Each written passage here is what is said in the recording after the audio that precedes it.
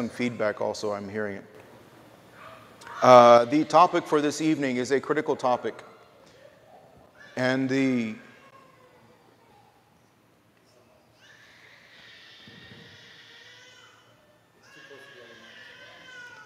that what it is?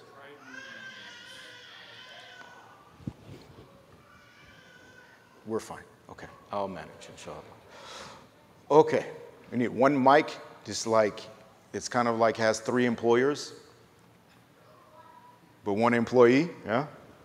Anyway. The subject for this evening, inshallah, is an extremely important subject, and it is a subject, we were talking about it today, well, Yawm al-Jumu'ah just ended, but we spoke about it in the khutbah today as well, when we were asking the question right here. What is the meaning of the word ahl? All right? قُوا أَنفُسُكُمْ وَأَهْلِيكُمْ نَارًا. So here, the usual translation is قُوا أَنفُسُكُمْ, save yourself, right? Save yourselves, وَأَهْلِيكُمْ, and your family, from what? From the hellfire. This is a correct translation, but not an accurate translation. Do you understand the difference? Correct means that, like, technically, it's kind of like, I usually explain it like the dartboard. You hit the dartboard. Not a bullseye, but you hit the dartboard. It's correct. Is it accurate? Meaning, is it a bullseye? No. And we went over that. Again, please refer to the khutbah and the recording and everything from today, but just the gist of it. When Allah subhanahu wa ta'ala, He is saying, Ya Nuh, right? So, إِنَّهُ لَيْسَ مِنْ أَهْلِكَ. Talking about Nuh alayhi salam, the son of Nuh alayhi salam. So when Nuh alayhi salam, he's saying that, Ya Allah, you promised to save my ahl. You promised to save my family.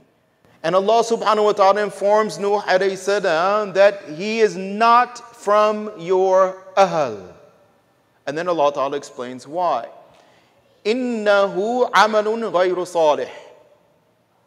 So Allah subhanahu wa ta'ala gives him an identity. The son of Nuh alayhi salam. Amalun, that he is action, which is other than righteous. Meaning, like, this is who he is. There's something incredibly important there for all of us. This is who he is. And because this is who he is not from your ahl. So now when we say families, we have a problem, don't we? When ahl just means my family. Because Allah subhanahu wa ta'ala told Nuh alayhi salam, and he said that what? The issue is your ignorance. Yes. There are 2 cars. Can I announce it? We need to set them. Assalamu alaikum. Sorry for inconvenience. Yeah. There's 2 cars, one is Honda Odyssey and Honda Accord. One is gray and the other one is brownish, new one. It's parked in the parking lot C. We are trying to set up for Eid Fest tomorrow, so please move your car. They were closed, and for some reason, somebody opened the door and parked it in. MashaAllah. What? Somebody did that? At the masjid?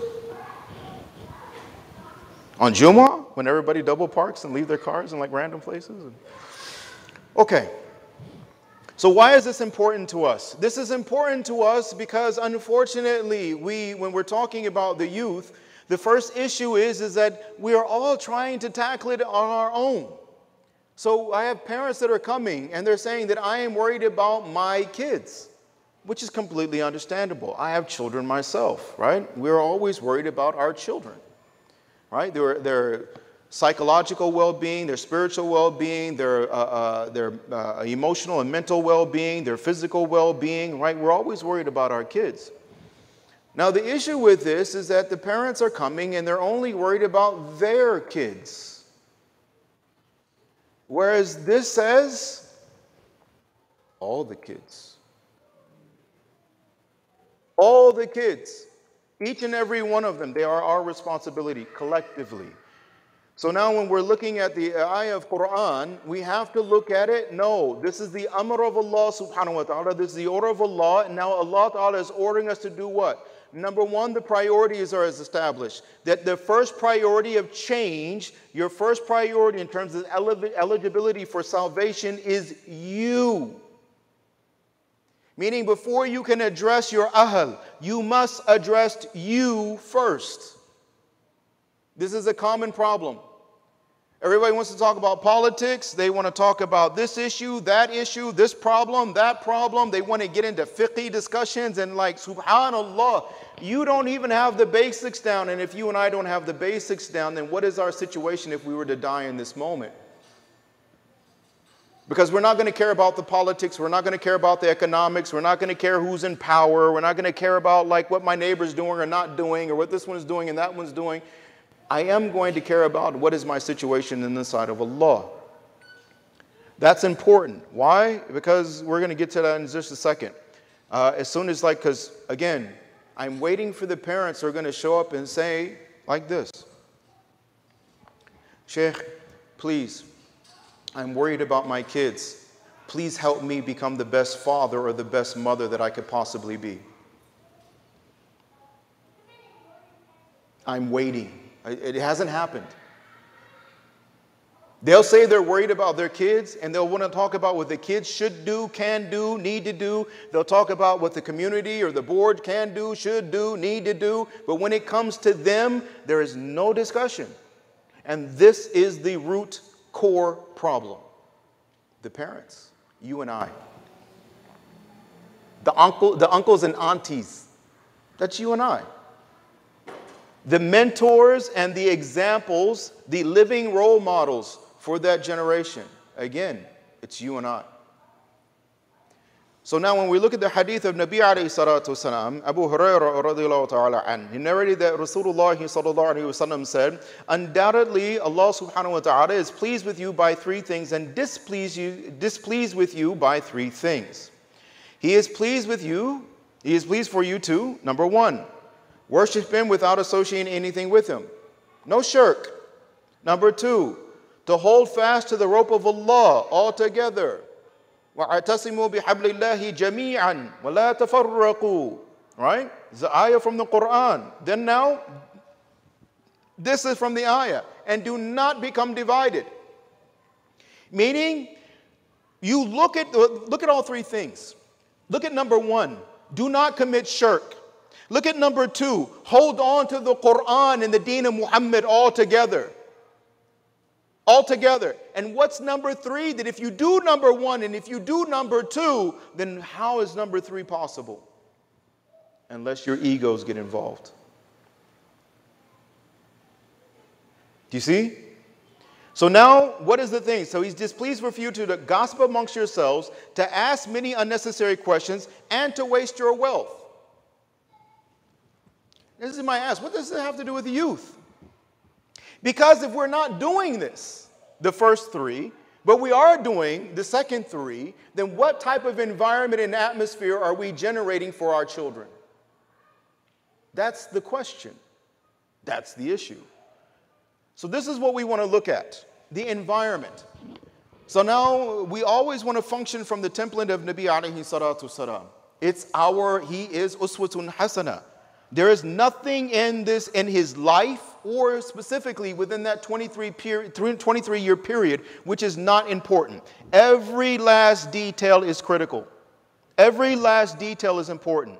This is the reason why he told the Sahaba that no, even when I'm jesting or I'm joking with you, I am serious. I can only speak the truth. Right? So now let's look at the template.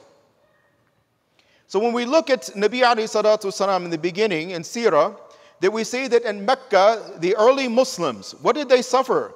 So they can't develop the necessary environment and atmosphere. Why? Because of persecution, corruption, shirk, kufr, and they didn't have control of the leadership. So now they don't have control of the environment. And if you don't have control of the environment and you have bad leadership within that environment, you have no other option but to remove yourself from that environment. So now, with the inability to follow the Nabi alayhi salatu wasalam as the leader of the entire community, that's a problem. So what did Allah subhanahu wa ta'ala have him do? So now he's going to Ta'if. He's speaking to different peoples from different areas, trying to find a place. Where is this place that Allah subhanahu wa ta'ala is going to have us go to establish this environment and atmosphere? Right?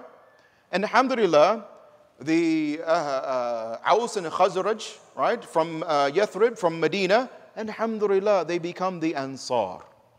Yeah? This is the place. Another one? MashaAllah, this is the week of tornado warnings. Allahumma inna nasaluka al-afwa wa al-afiyah. Don't worry about it, you're in the safest place possible. It's not that easy to die in the masjid, trust me. If we do, we're lucky, MashaAllah. Okay, so now, subhanAllah, so now we know that the whole point of Medina is what? That we need to be able to establish the environment and atmosphere of taqwa and the obedience to Allah subhanahu wa ta'ala, all right? And we need to be able to govern the masses so that we facilitate the obedience of Allah. That's what government is about in Islam. Forget all the madness, forget all the nonsense, forget all the political maneuvering. What is the whole point of government in Islam?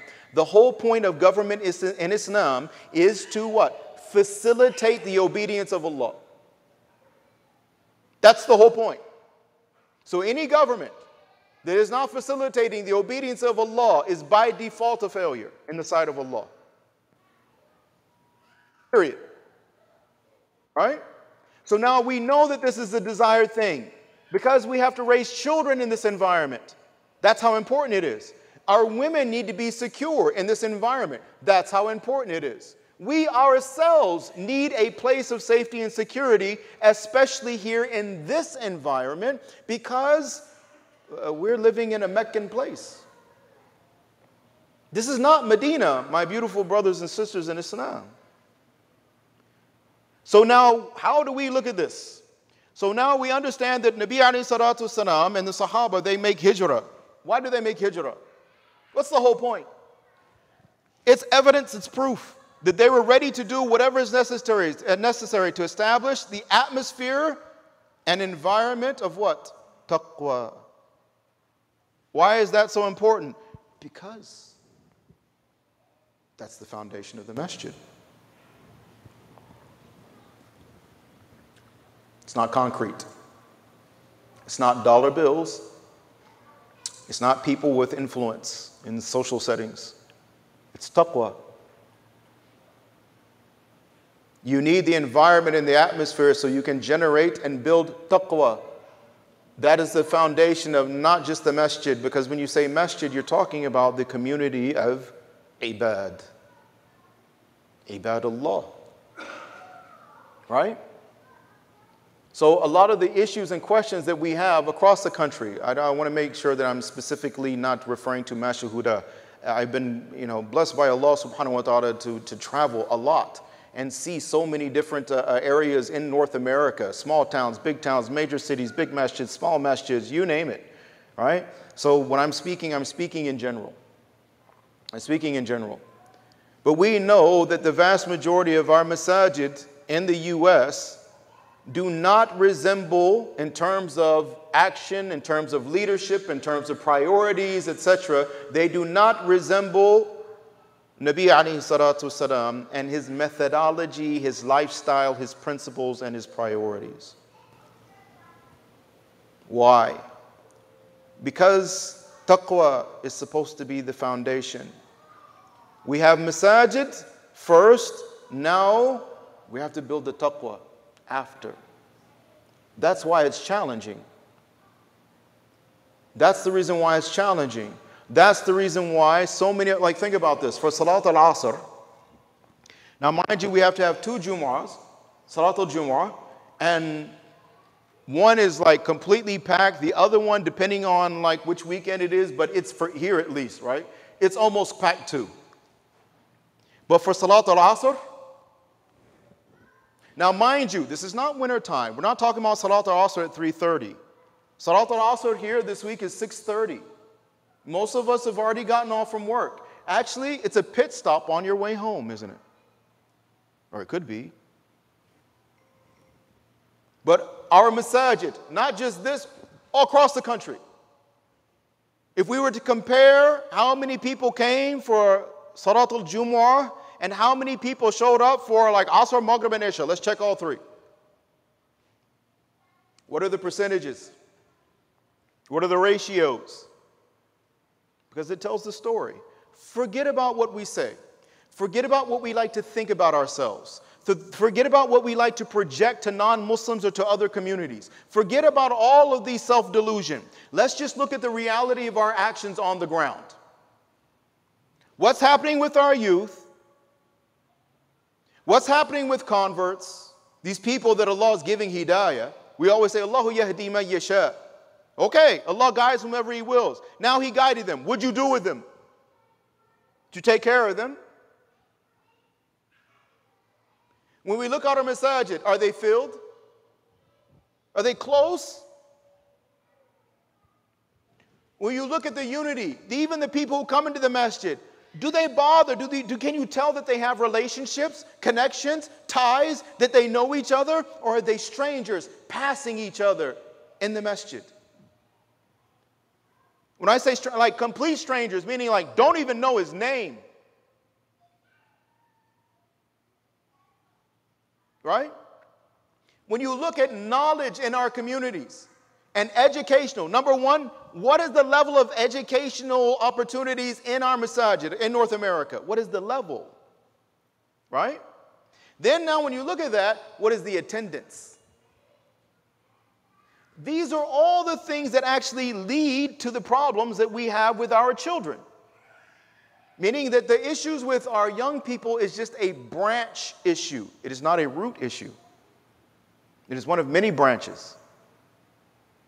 Why? We need to make spiritual hijrah.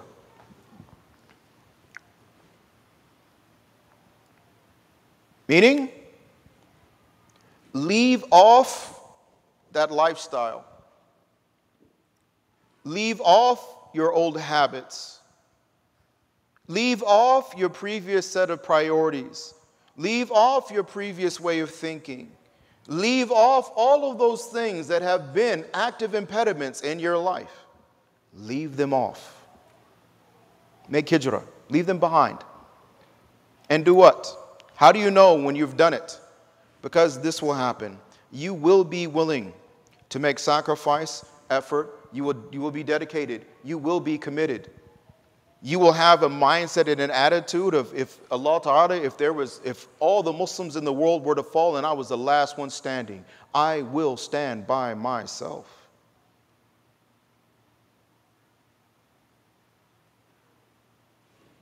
That's deen. You have to be willing to be the last one and hold your ground. Now, what is to say that we're not even close to being the last one? Oh, we love numbers. There's like 1 billion Muslims on the planet. It's like, yeah, Nabi alayhi salatu wasalam, and Allah subhanahu wa ta'ala, He talked about aktharuhum, most of them. We don't buy into the whole like numbers game. We don't buy into the majority game. We're not about the quantity. We're all about the quality. So let's look at the quality of that 1 billion. How many are willing to do this? Right? Ultimately, this is the root of our issue.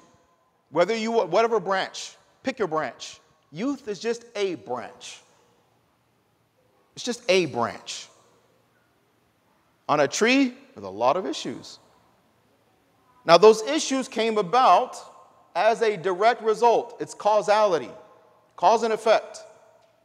Meaning, there has to be a cause. This stuff didn't just happen on its own. There has to be a cause. So what is the cause? I would say, well, non-Muslim society, X, Y, and Z. Okay.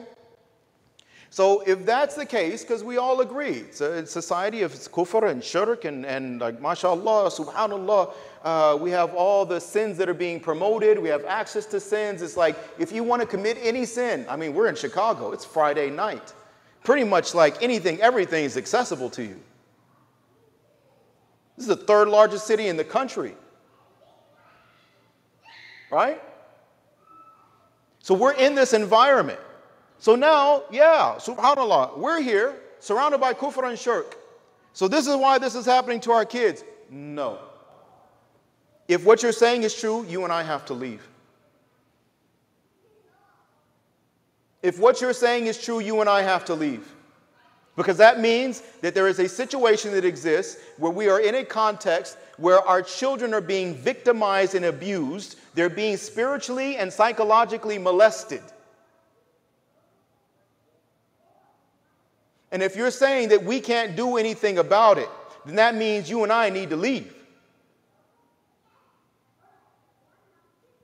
But that's not our situation. We can do something about it. We can do this. We can actually start to understand the challenge. And by understanding the challenge, we'll understand what happens if we don't meet this challenge. So let's take a look at the children on your left-hand side. Now on the top, you see non-Muslim influence and lifestyle being promoted. Follow with me. This is a normal course. This is our young people. This is what they go through. Many of you may have gone through this yourselves. First, it's all about what? Your career and socializing. This is young people.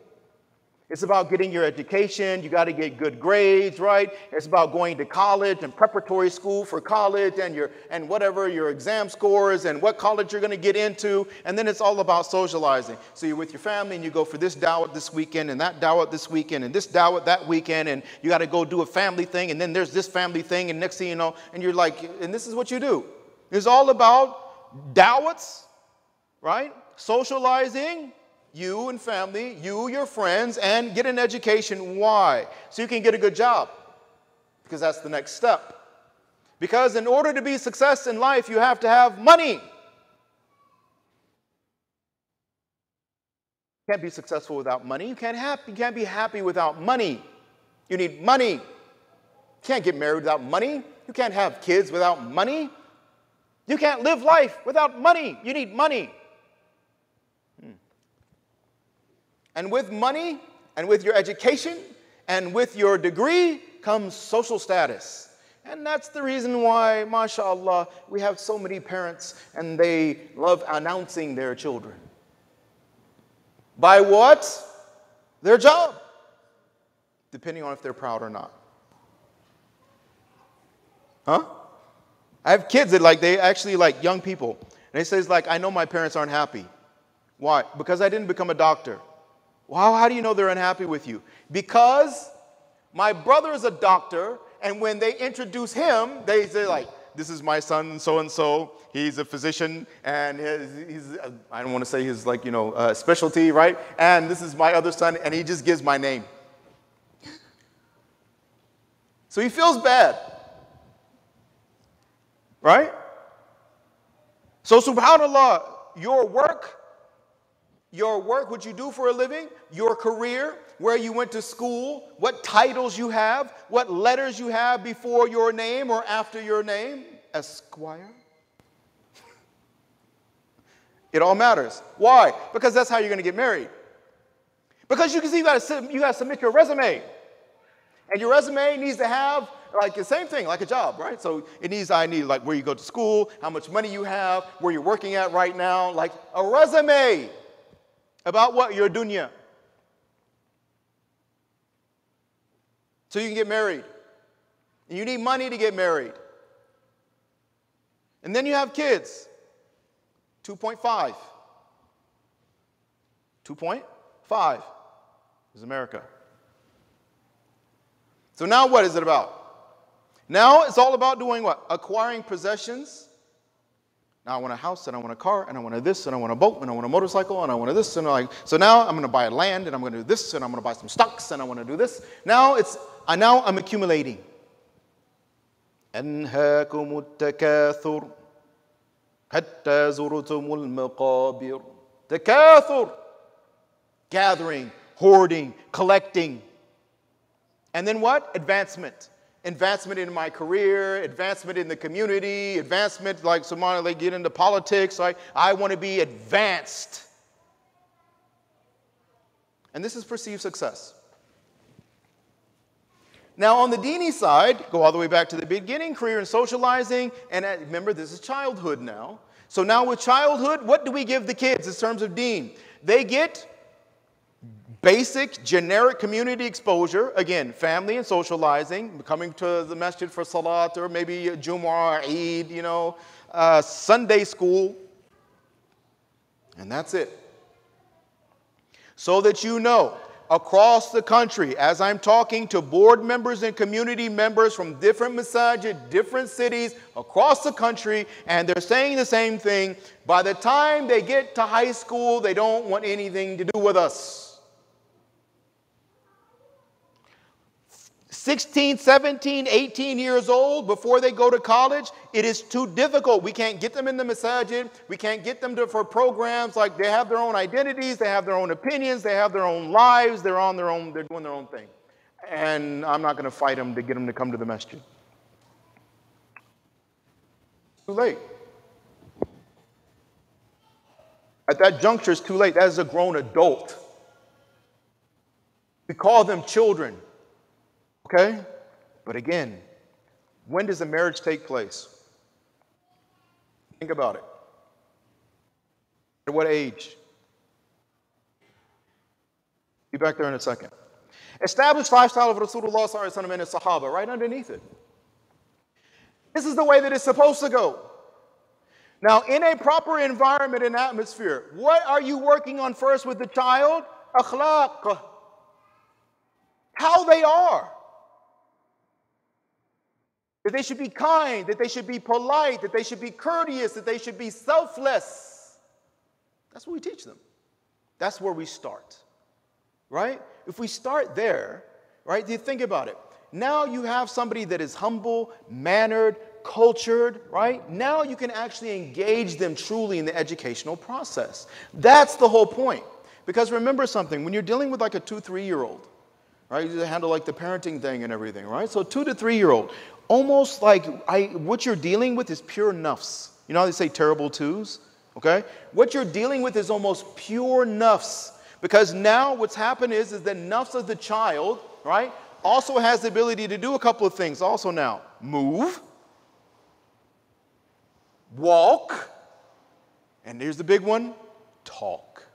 Before, I don't like, smile, cry. That was like the full extent of their arsenal, right? But now you have vocabulary. Now they want to speak their minds, and I like this, and I don't like that, and I want this, and I don't want that, and why do you do this? And by the time they hit 4 or 5 years old, everything out of their mouth starts with what, why, how, when, where, right? Isn't it? They get in that inquisitive stage. So for us, we have to look at them and say that now, akhlaq is what we're going to focus on first. Why? We need to deal with their nafs. And during this time, the child learns their purpose, identity, responsibilities, the importance of education, and continued growth. Right from the very beginning. The maturation process is fully engaged in collectively by the community to assist in this. We're all a part of the process. It's not just the parents who are left out there on an island to raise these kids. There's some things that, for instance, my son, he hears it from me, he's going to take it one way. But he hears it from you as an uncle, he's going to take it some way. And he might be more receptive hearing it from his uncle that he loves. Your relationship with him is different than my relationship. I'm his father. Do you see what I mean? It takes all of us collectively. Our kids need all of us. Each and every one of you have something special to give to each and every one of these children. I don't know what it is. It's between you and Allah and those kids. But each and every one of you, you're Muslim. I guarantee you, you have something special to give to these kids. I promise you. It's just a matter of what, right? So then we focus on aqeedah and selflessness, meaning they need to know what is reality, what is truth. How in the world are we going to send our kids through life without knowing what reality and truth are? What kind of sense does that make? Are you with me? So they end up believing, going to like, subhanAllah, think about this. Then they go on like how much of their life believing a lie? We're wrapping up the Aqeedah series at another masjid, mashallah, and we were having a discussion this week. Ahbab, We have Muslims, the brother was shocked. We have Muslims that come up, like we talked about shaitan is a jinn. The Muslims are like, what? He's a jinn? I'm not even sure if I believe in jinns. This is the type of things, Muslims are making these statements. So I thought he was a fallen angel. I'm like, this is from Christianity. Where did you get this from? Who told you this? You're from a Muslim family. Where did this come from? It says in the Quran, Surah Al-Kahf, Kana min al-jinn, that he was from amongst the jinn. It's there clearly. This is not min mutashabihat. You know, I'm not sure like how the ta'wil, the interpretation. No, it's there, clear, right there in front of you. But we have young people that don't even know the basics. And when I say basics, I'm not like, don't take like basics meaning generic. No, basics meaning this is what is absolutely eligible for our salvation. If you do not believe this, you cannot be a Muslim. If you deny this, you are not a Muslim.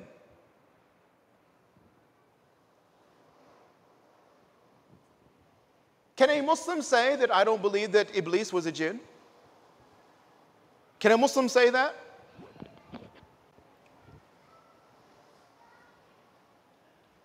No. Oh, you can say it. May Allah Ta'ala protect us from ever saying anything of that nature. The problem is the realm of causality that we live in. Because as soon as the person says it, it removes them from the fold of Islam. And now tajdeedul iman is now wajib. Now you have to renew your iman. And to let you know how bad it gets, do you know that like for khutbahs and everything, like this is what we're dealing with. I am so careful. If I don't have a khutbah, I am so careful and cautious about where I'll go. Because I have been to masajid where the khatib is uttering statements of kufr as he's doing his talk. Out of ignorance. And whoever put him up there, it's on them, collectively. I'm not talking about this one. I haven't run into that Al-Huda, by the way. I don't want anybody coming like, how me like, you made it seem like, no, that's not what I'm saying. It just happened to be, think a member generic, okay? Different places, okay? So now, what happens is with this, now with the aqeedah in place, the akhlaq in place, selflessness in place, you're treating and raising an adult, not a child. You're not telling the 18, 19, 20, 21, 22, 23, 4, 5, 26, 27, 28, 29. You're still saying child. You're still like 35, 36, 37, 38 years old, and they're just now getting their first bank account, separate from their parents. We have grown men that can't make decisions in their own home because they're scared to make a decision without asking their mommy and daddy. I'm like, you're 44 years old, brother. When does it stop? When do you live your life? So now, subhanAllah, marriage and work. You see that? You're a man now. You're a woman now. You have a responsibility in the community.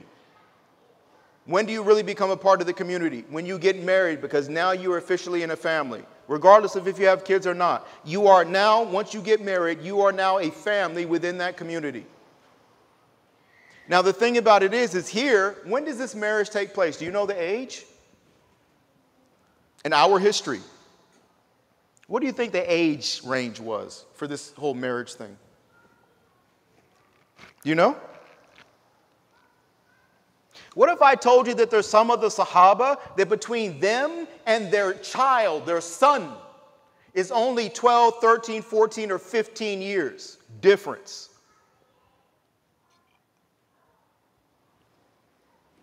How does your Western mindset tackle that? With the arbitrary number of 18. Do you see? My grandmother's generation, my grandmother, who I knew and loved,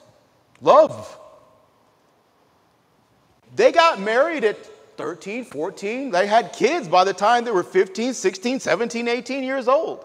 If you weren't married by the time you were 18 years old, or God forbid you reached 20 and you're not married, it's like something's wrong with them. Something's wrong with them. How come nobody's marrying her? How come nobody's marrying him? Now, because what happens when they get married young? They get to grow together. And that's if they're the same age.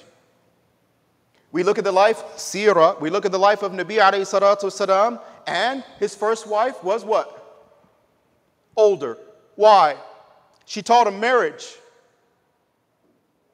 She's already experienced. She's already been married. She's 40 years old. She's 15 years his senior. She's already had kids.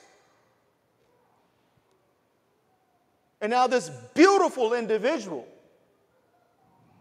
this amazing individual who we know as Khadija radiyallahu ta'ala anha, she has now impacted Nabi alayhi salatu wasalam in such a way that in part she has defined marriage and motherhood for us. With Nabi alayhi salatu wasalam. But then the wives after that were what? Younger. Sometimes significantly younger. So now your age game, how does your age game, the Western age game, how does that work here? Where did it come from? It's not Islamic. So now we have these young people who can't get married because they're told money is the most important thing. So now you know what they're out here doing. They're committing zina. I have multiple cases in front of me right now where brothers have gotten young ladies pregnant.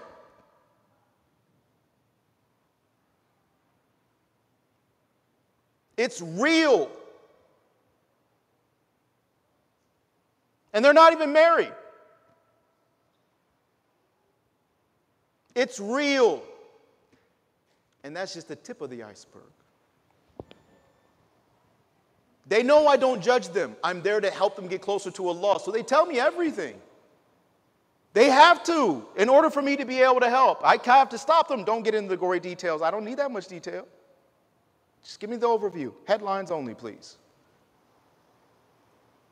It's rough. And I'm going to tell you one word. I'm going to put one word, what young people are going through. I'm going to give it to you in one word. Pain.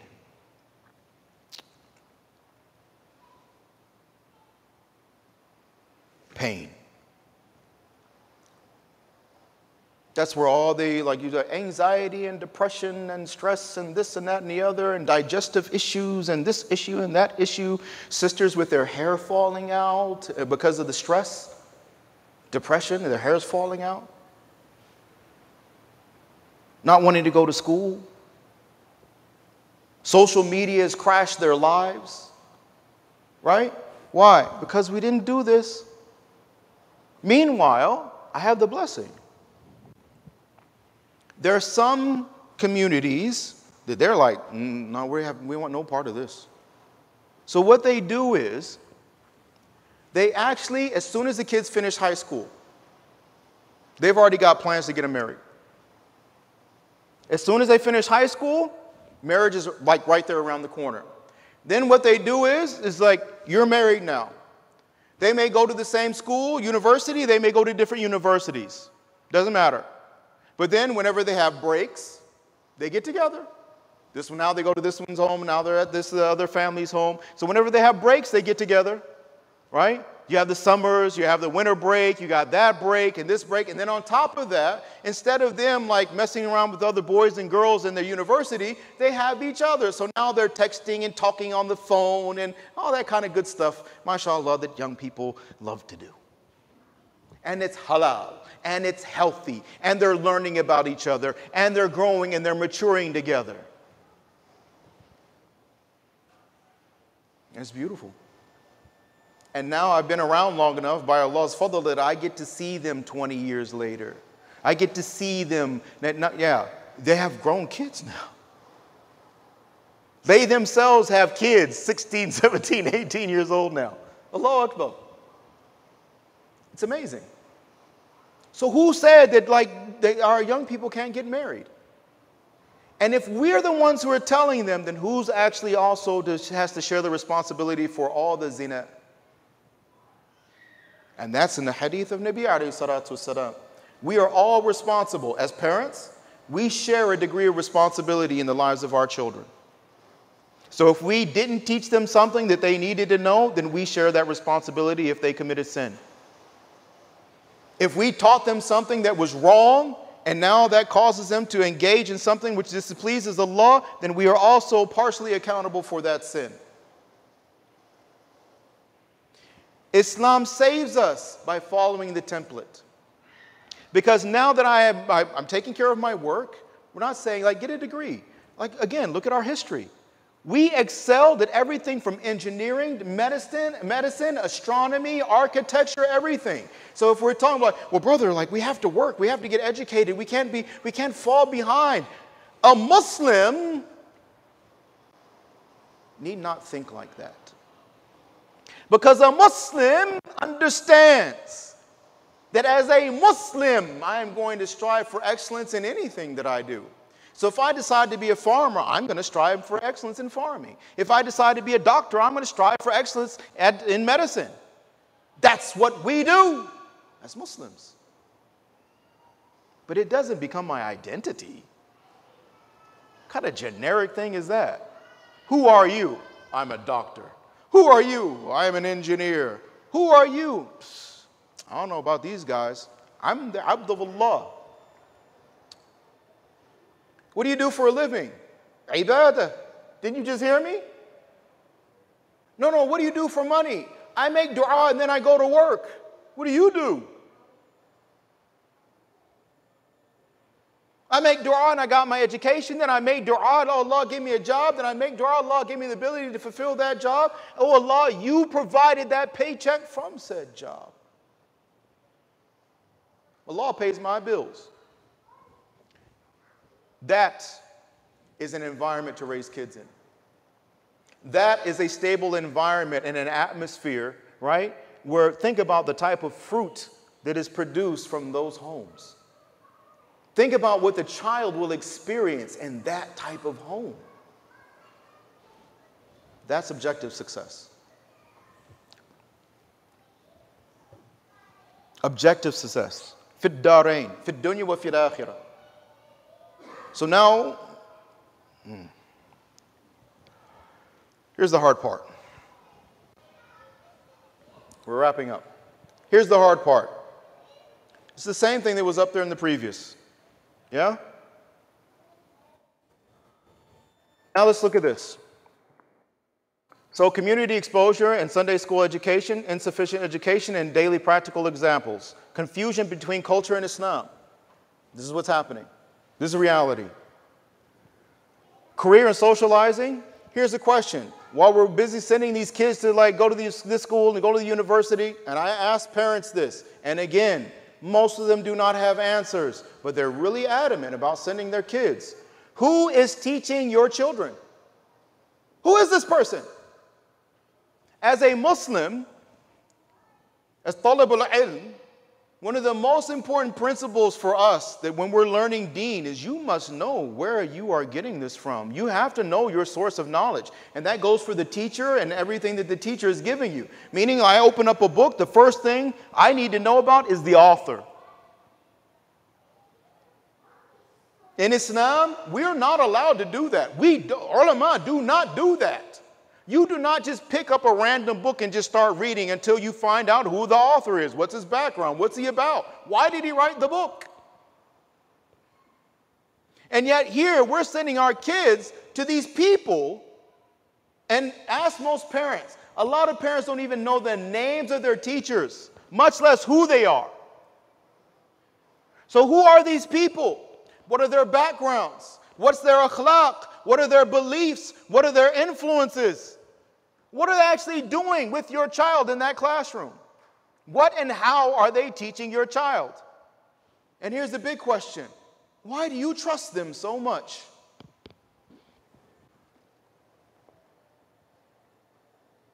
If people that will come and ask like Sheikh Mahmoud or whoever the Imam is, give me proof, I need a dalil for this hadith, and I need like, subhanAllah, you didn't go to school and ask them for a dalil proving the qualification for that teacher to teach your Muslim child. But a hadith, right, that is a targhibi hadith that is giving encouragement, like this is what's got your feathers ruffled. Do you see the irony? Now, work and social status. This is overwhelming. This is the overwhelming priority right here. This is what our children are taught. But this is not where our identity is defined, nor is it our purpose in life. Marriage and kids, it's not understood or prioritized properly. Average age of marriage, 30 years old. And they're still not ready.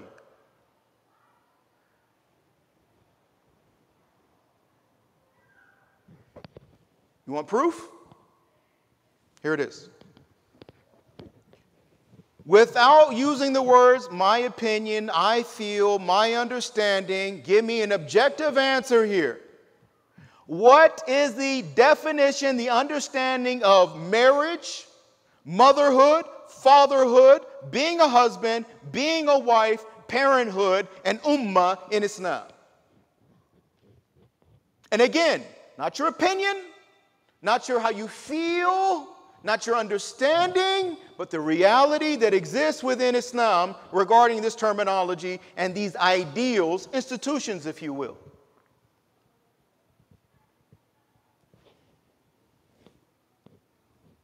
Now, here's the question. If you and I don't know, what are we doing? And if you and I don't know, what are we showing our kids? And if we've shown that to our kids, why are we surprised at the results? It's what we showed them. We told them that education was important. So they put all their effort into education. Now I deal with these brothers and sisters, Allahu Akbar, in terms of their given fields, mashallah. They're these like cream of the crop. Cream of the crop. You start talking about their like particular field, like mashallah, they will blow your mind. It's amazing. But as soon as you step outside of that realm into real life, outside of work, they're toast. Can't function. Even the brothers now, they're so hypersensitive, it's wild.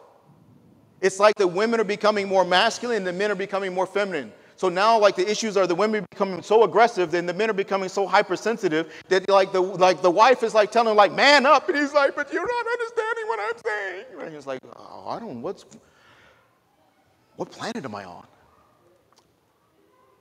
What planet am I on? Right? This is not normal is my whole point here, right? Even the last one, look, what did Rasulullah say? Is it all this collecting of like this and that and the other and hoarding money and like how much I have in my bank account? Yani, what did Rasulullah say? What did he have when he died? Abu Bakr Siddiq radiyallahu anh, what did he have when he died? Umar, Uthman, Ali? What did Nabi alayhi salatu wasalam, Abdul Rahman ibn Auf radiyallahu anh, by our standards, right? Was the equivalent, I think the number comes up just a hair, just a little bit under $1 billion. At the time of Rasulullah sallallahu alaihi wasallam, you're talking about somebody who was almost a billionaire. Probably was. It was just at the time of his death, a little bit under. What did Nabi alayhi salatu wasalam say to him about passing the bridge of Sirat because of his wealth? 500 years. And that's if you took care of everything the way you're supposed to. But yet here we are. You see? And we're not understanding like the basics. So like I want a Quran, I had a hadith, I want to talk about this, I want to talk about that. There is nothing to talk about. You want to talk about algebra? Beautiful. Me too. I love it. You want to talk about calculus? You want to talk about geometry? You want to talk about trig? You want to talk about physics? MashaAllah. By all means. But first, Before we start talking, let's make sure we can do the work. Can you do addition? Can you do subtraction? Can you do division? Can you do multiplication? Because if the answer is no, why in the world are we having conversations about trigonometry?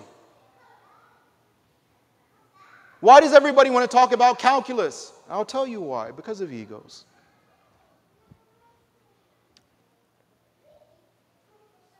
We like to think of ourselves more than what we actually are. And that blinds us to the reality that is actually us. And it becomes the number one impediment that stops us from reaching our full potential. And what does that do? It causes a ripple effect. And then our children suffer next. So even the notion, right? The notion, think about this. This model that we have up here right now is based on shirk.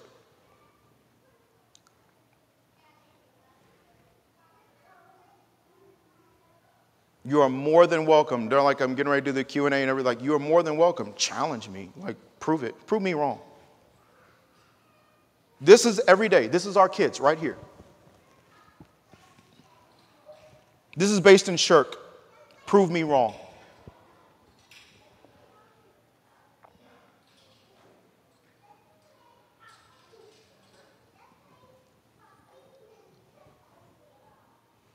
We got to deal with the foundations first. Then we can talk to our kids. You want to know the word that kids like using about their parents? Hypocrites. That is the most common word that children are using about their parents when they come in. And mind you, because I want to be fair to them, they're not saying it maliciously.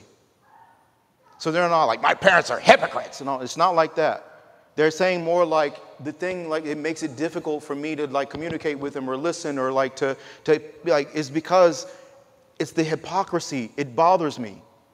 You see what I mean? So even the way that they're saying it is there's some adab that is there. It's not like they want to call their parents something bad. It's not like they don't love their parents. Like we love our parents. You love your kids. Your kids love you. I like to think that, you know, for the most part there might be some exceptions. Hopefully not. Right? So this stuff hurts. Imagine your child talking to somebody and saying like, yeah, like the issue that bothers me about my parents, about my mother and my father is that they're hypocrites. They like talking. They don't do. They like complaining, but they won't solve. They like raising issues. They don't like bringing solutions.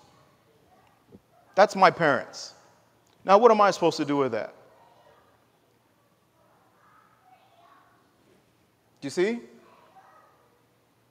So when we're looking at this, how do we fix it?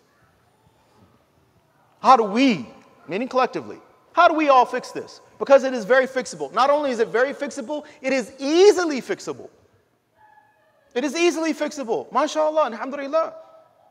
Something that is incredibly important, Allah Ta'ala doesn't make it so difficult that you can't do it because you need it. Hence, like, for instance, eating and drinking. Okay? Yeah, we like good food, but at the end of the day, a couple of saltine crackers and a glass of water and we can go on just fine, isn't it? MashaAllah. All right? So as far as like our essential needs and solutions, it's easy. We can do it. So let's look at it. So the adult Muslims, the community, that's you guys. Generate an environment of taqwa in the masjid and in the community by following Rasulullah Sallallahu Alaihi Wasallam in priorities, worldview, words, and actions. Don't be judgmental of these young people when they come into the masjid. Let them breathe, right? If we've got the environment, let the environment and the atmosphere do its thing. It takes a little bit of time. They got to marinate in it, okay? But they're not under any pressure. They're not being stressed. They don't feel like they're being judged, yeah? They feel comfortable to be in the masjid. They're getting nothing but love and mawadda, right? So like an affection and everything from the people. They don't feel like they're being judged. Yeah? Support qualified individuals within the community who are capable of fulfilling the advanced portion of our collective responsibility to our children and those entering Islam. Collective responsibility. So, what does that mean? So who are qualified individuals? That needs to be defined, right? Will you say capable of fulfilling the advanced portion? What's the advanced portion? What's the whole portion? This also needs to be discussed. Their collective responsibility. What is that? How is it defined? What all does it include? You see what I'm saying? Like, we need as a community to actually engage in these discussions. We need to be educated on just the solution itself first, then educated about implementation. The youth, where are you guys at? I see you youthicists. Care enough about your eternal existence and your responsibility to the ummah. Stop blaming your parents for everything. Stop blaming the community for everything. Stop blaming society for everything. Take responsibility and accountability for your own life. Put some steel in your spine. Life is hard. Get over it. It was hard for everybody that came before you too. You being wishy-washy in the whole, what they call it, snowflake, is to your own detriment. If you're going to wait for this world like to send you like people with, baskets of flowers like to throw in your path like as you go throughout your day, right, and to pat you on your head every time you do something good like they used to do for you when you were in school. You want a participation award for today? Forget about it. This is real life. This is love. This is what being an adult is like. You don't get to be coddled. You don't get to be pampered. You don't get to whine and complain. Especially you young brothers. Get the work done. Be a man, as defined by the lifestyle of Rasulullah sallallahu alaihi wasallam. Get ready. You go out and get the knowledge. You go out and learn what a mother and a father is, what a husband and a wife is, what marriage is, what an ummah is. Don't wait for anybody to come spoon feed you or to bring you knowledge on a silver platter. You want to get married? Okay, beautiful. What is it? Because as far as I'm concerned, the young people are like, Sheikh, can you help me? I want to get married. What's marriage? Nope, you're not ready. Sorry. Next. You want to get married. It's like, I want to go like be a doctor. Do you know how to be a doctor? No, but I want to do it anyway. Oh, what kind of surgeon? I like cutting things. He's like, oh, Allah, subhanallah. And now we got young people. I want to get married. I want to get married. So you can do what? Oppress another human being? You don't even know what marriage is. You don't even know what your rights are. You don't know what her rights are. So instead of marriage, you want nikah. That's the real issue. Nakahayan, yeah. You know the reason nikah? You know what it originally means? Yeah, I taught you, yeah? It's marital relations, gentlemen. This is the whole point. The whole point of the nikah is that he becomes halal for her and she becomes halal for him. And now they are a family and then they procreate, maybe have some kids, and they live life together. Two halves of a whole. Half your deen. Right? So, young people, stop complaining. Get to work. And if you're really ready to work, come see me. I got work for you. I have work for you. You want to grow? You want to mature? You want to develop? You want to reach your full potential? You want help bringing it out of you? You ready for some tough love? Come see us. We love you too. And we're here for you to help you because we know that you need help. You need assistance. I needed it, and Allah gave it to me. I would not be here for not the line of people. I am the product, the result of all of those people. Nothing other than that, by the fadl of Allah. All right? Now I want to be, allow us to be a part of your life and allow me to give back to you the same way that it was done for me, inshallah. All right? Masjids and organizations. I'll talk to them about that. And then Islam of Mind, what we do currently. You can read that on your own. These are conversations we are actively engaging in with masajid and organizations in the northwest suburbs, right? Because again, this whole notion of I know Chicago's a mafia town, right? But like we're not setting up like little like dominions and whatnot, right? We're supposed to be, even though, yes, we have our own neighborhoods and our own communities, but we're still one ummah. And at least, like, mashallah, we should at least on that scale, right, figure out how to work together, right, collectively for the benefit of ourselves and our families and hopefully the children and generations to come, inshallah. May Allah subhanahu wa ta'ala accept. I know this is a lot. And as is most of the time when we're tackling these issues, it appears to be extremely negative. That's part of the humility that's necessary, because like that negativity is a part that we have to swallow. Because it's just the explanation of the reality of the situation. What we're calling or deeming or terming negativity is just statements of reality. It's just that we don't like it. It makes us feel uncomfortable. It makes us feel bad, right? To a certain degree, one brother's like, it makes me feel like a failure. You're not a failure till you die.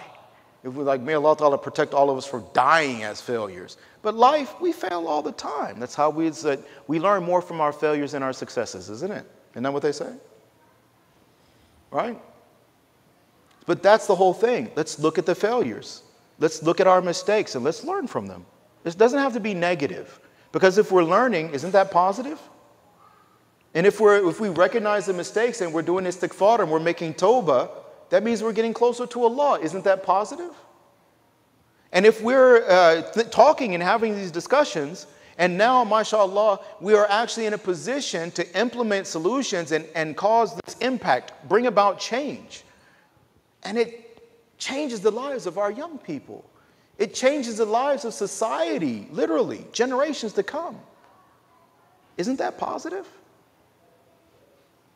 So why is it that when we actually have to address issues, all of a sudden like, oh, this is negative? It's not negative.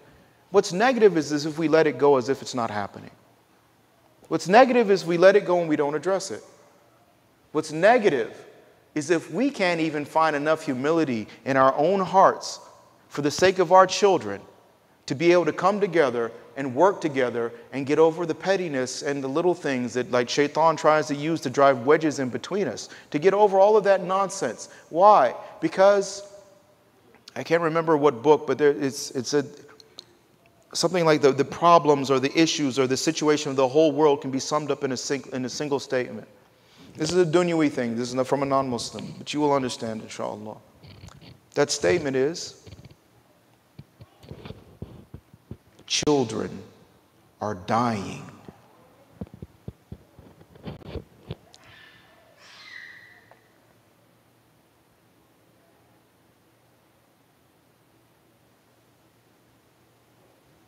While we complain and we like our life and lifestyle and the pettiness and our jacked up priorities, right? And the accumulating things and the Netflix binging and this, and, like, look, understand something. While we're throwing food in the garbage can, while our masajid are empty, children are dying. From hunger, from war, from abuse, from neglect, from mistreatment, oppression, injustice. Children are dying.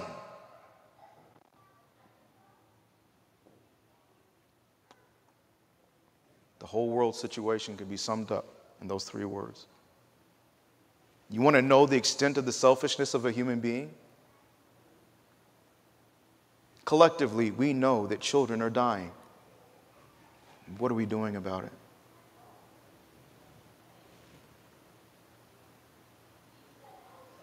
We enjoy our food, our homes, our possessions, our jobs, our indulgences, our luxuries. We siphon off when we feel like it, time for deen. And then, unfortunately, this is like people like me, but this is a constant battle. Then even, subhanallah, if you do have any status or whatever in the community, now what's the biggest issue? Somebody shows up in the community, they do a little bit of community service, some volunteering or what have you, and now subhanallah, now they want to they think they are more than what they are. Now we got to deal with that ego problem. From what? So you did khidmah of the deen of Rasulullah sallallahu alaihi wasallam and it made you arrogant. May Allah have mercy on us.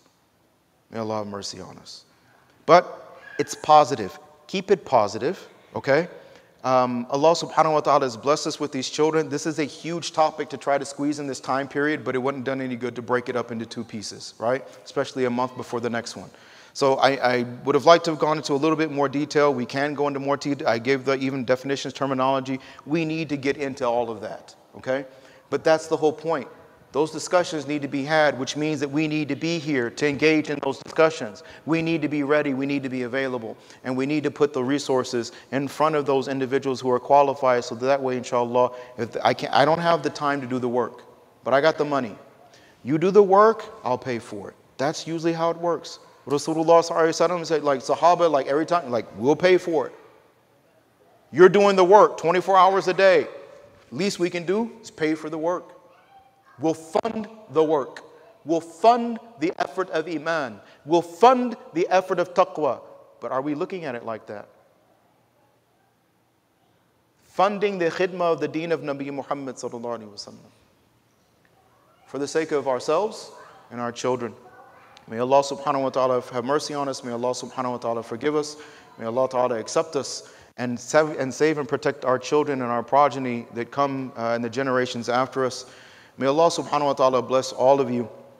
I regularly make the statement, but again, I always feel compelled that I need to make it again. I do realize that usually that you brothers, you sisters, you families that come to the masjid for programs like this are usually the ones that probably needs to hear this least.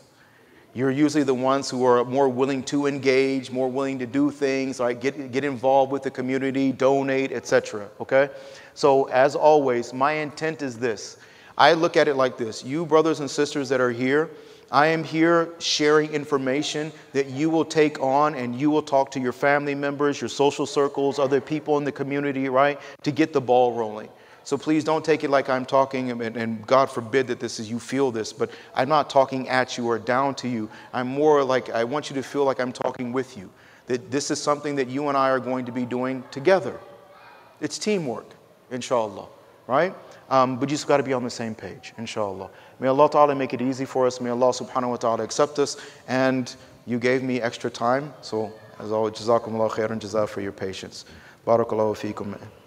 Subhanallah wa bihamdihi subhanakallahumma wa bihamdika wa nashhadu an la ilaha illa anta wa nastaghfiruka wa natubu ilayk. Subhana rabbika rabbil izzati amma yasifun wa salamun ala al-mursalin walhamdulillahi rabbil alamin bi rahmatika nastaghith. So that you know, the next program for next month, I will do a 5-minute introduction just to recap and to get us back up to speed. And I would prefer to use that time engaging with you for that hour about the youth and what we can potentially do and what are the challenges and some of the issues and everything, inshallah. So let's open up the dialogue for some interaction, inshallah, and then go from there. Khair? MashaAllah. Shukran jazeelan. Assalamu alaikum wa rahmatullah.